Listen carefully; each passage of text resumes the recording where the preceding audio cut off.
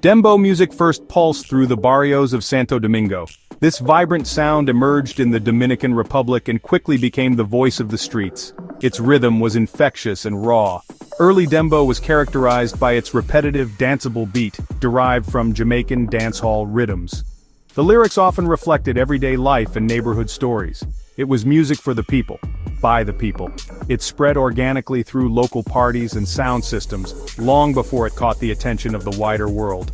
The energy was undeniable, capturing the spirit of a generation. Two names rose above others in this burgeoning scene: El Alfa and El Mayor. El Alfa, known for his high energy and catchy hooks, captivated audiences. El Mayor Classico brought a different kind of lyrical prowess and street credibility. Both artists were immensely talented and commanded massive followings. Their initial appearances were met with excitement. Fans saw them as pioneers pushing the dembow sound forward. Each had a distinct style, yet both represented the heart of dembow.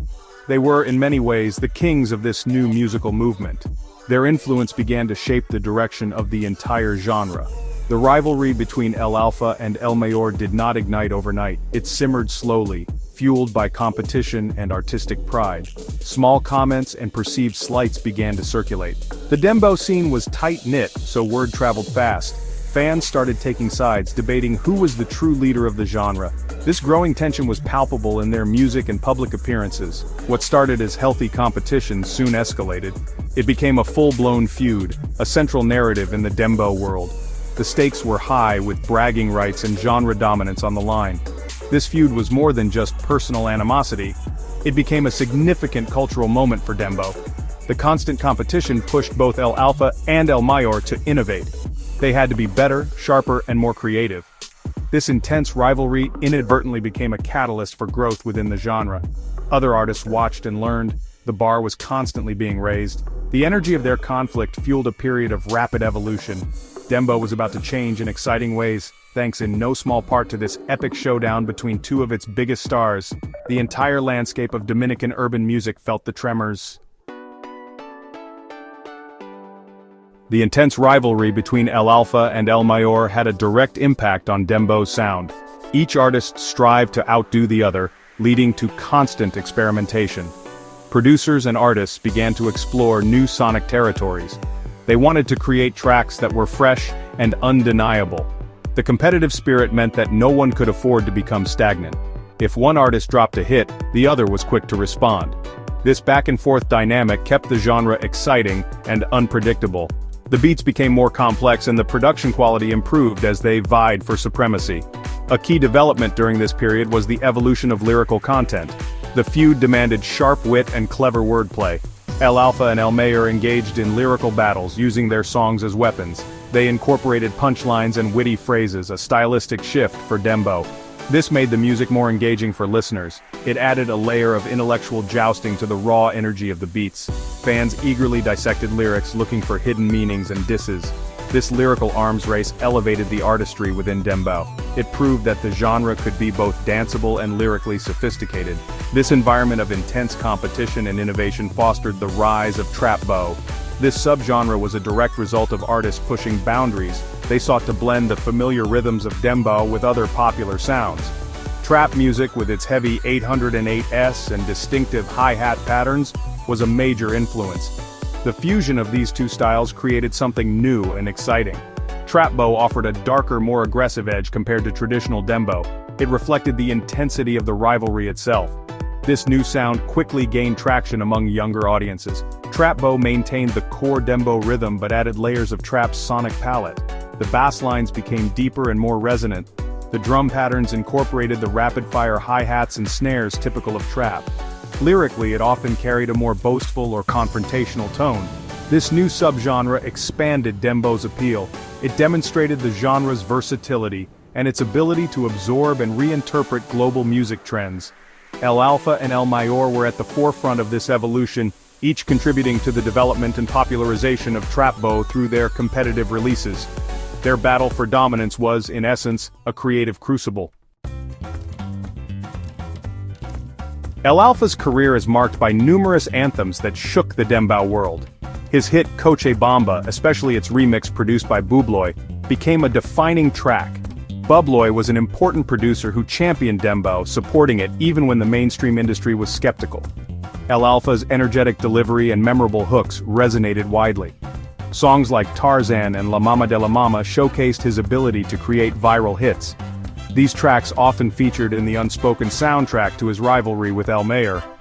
Each successful release solidified his position as a global ambassador for Dembow music.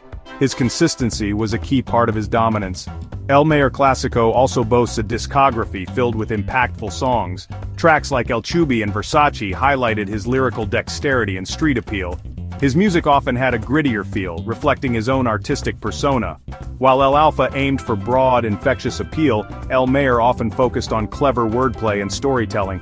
His contributions were crucial in maintaining a diverse sound within Dembow. His songs frequently became street anthems, celebrated in the barrios where Dembow was born. These releases were his responses in the ongoing musical conversation with El Alfa.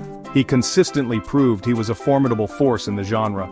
The feud was punctuated by specific incidents and diss tracks that fanned the flames. While direct, named diss tracks were part of the culture, sometimes the competition was more subtle. Artists would release songs that seemed to indirectly reference their rivals. This created buzz and kept fans engaged. There were moments of direct confrontation in interviews or on social media. These instances, though sometimes controversial, added to the drama and narrative of their rivalry.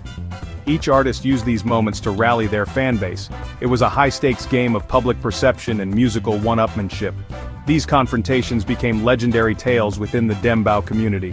Beyond his own releases, El Alfa also played a role in mentoring other artists. He famously advised Kiko El Crazy to transition to Dembow.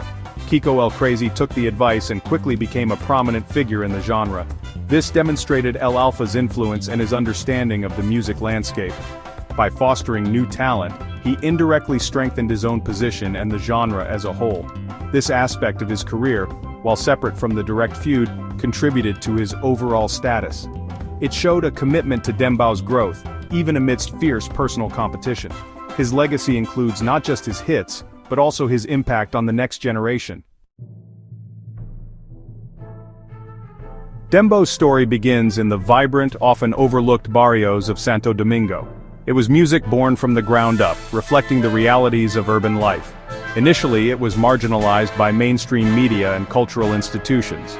It was seen as too raw, too street. However, its undeniable energy and connection to the youth made it impossible to ignore. The sound systems and local DJs were its first champions. They spread the music through neighborhoods, creating a loyal fan base. This grassroots support was fundamental to Dembow's survival and eventual growth. It was a truly organic cultural phenomenon. As Dembow's popularity grew, it faced significant challenges, notably censorship. The Dominican Republic's government sometimes banned songs for explicit content. El Alfa himself had music banned. Other artists like Chimbala, Nene La Amenaza, and La Materialista also faced similar issues. This created tension between artistic freedom and societal norms. The explicit lyrics, often a reflection of street vernacular, clashed with conservative values. Despite these hurdles, artists continued to create. The censorship debates highlighted the cultural impact of Dembow. It was a genre that dared to speak its mind, for better or worse. The journey from the barrios to global billboards brought about mainstream success. This success had a profound effect on Dembow. On one hand, it brought international recognition and financial opportunities for artists. Dembow beats started appearing in songs by global superstars. This crossover appeal validated the genre's artistic merit. On the other hand, some worried that mainstream acceptance might dilute Dembow's raw essence.